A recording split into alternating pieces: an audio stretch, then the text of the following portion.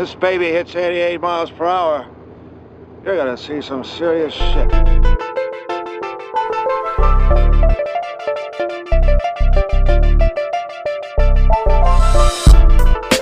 My calculations.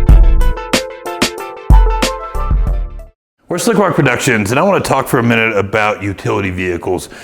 Jake and I both have utility vehicles. We've built utility vehicles in the past, quite a few of them, but these are vehicles that we use frequently. They're kind of our dailies. There's a mountain pass between Jake's house and my house, and we commute back and forth and go to the shop in them.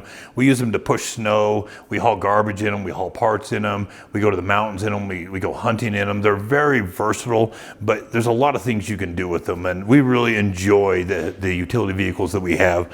And this we're really excited about because we've built a lot of Polaris Rangers, but we've never built a Can-Am. So this is the Defender XT HD10 Max.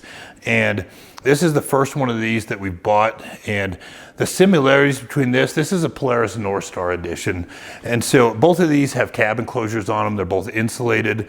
Both of them have glass windows. They both have wipers. They both have washers. These are really kind of luxury utility vehicles, but there is some differences between the two. The North Star has got AC in it. Both of them have heaters, but just this one has AC. This one has got power front windows in it. It's got manual or pop-out windows in the back, power windows in the front. This has manual roll up and down windows, front and rear. That's nice. Oh man, it's like 1984. So some of the differences in between these two machines, the Can-Am's got a little bit bigger bed on it. It's got a little more cubic space in the bed, and the interior is a little bit bigger in it. There's more legroom in the Can-Am than there is in the Polaris. The Can-Am's got a shorter nose cone, but both of these vehicles are within 2 inches of each other in length, but I believe that Can-Am utilizes that space a little bit better. Both of these machines are four-wheel drive. They both have turf mode in them, so you can one wheel. So if you're on your lawn or you don't want to leave black marks all over your driveway, I like having turf mode in mine. There's a sliding window in the Can-Am in the back window. There's not in the Polaris. Both of these insulated cabs seal very well. You don't hear any air at 55 miles an hour down the road in either one of them, but the Can-Am seems to be a little bit quieter, and ultimately the fit and finish in the Can-Am's a little nicer. The door panels, the finish on those is nicer than it is on the Polaris, but they're both really nice rigs. So our goal with this vehicle is Jake and I want to build the ultimate hunting expedition rig out of it. We spend quite a bit of time in the mountains. Not what you're thinking. We take our wives with us. We haven't even seen Brokeback Mountain, but we spend quite a bit of time out, out hunting, out fishing, and we like to utilize the area that we live in as best we can when we have time. And we want this vehicle to be the ultimate expedition hunting rig. We want big tires on it. We want skid plates. We want heavy duty bumpers. We want winches. We want lights. We want this thing to be the ultimate off-road machine, but most of all, we want it to be really dependable. Anytime you get back in the woods, you want to know that you're coming back out. So we're going to do a step-by-step, and we're going to run these two machines head-to-head. We know what to expect out of the Polarises because we've built a few of them. These machines are really cool. They're really capable, but I don't know what to expect completely out of this one. So the thing I like about the Polaris Rangers so much, and the reason we've leaned on them so hard in the past, is the aftermarket support is huge.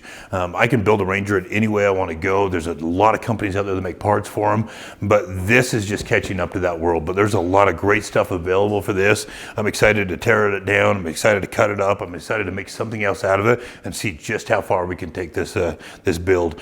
So we'll keep the videos coming out on it, and hit us up if you have any questions.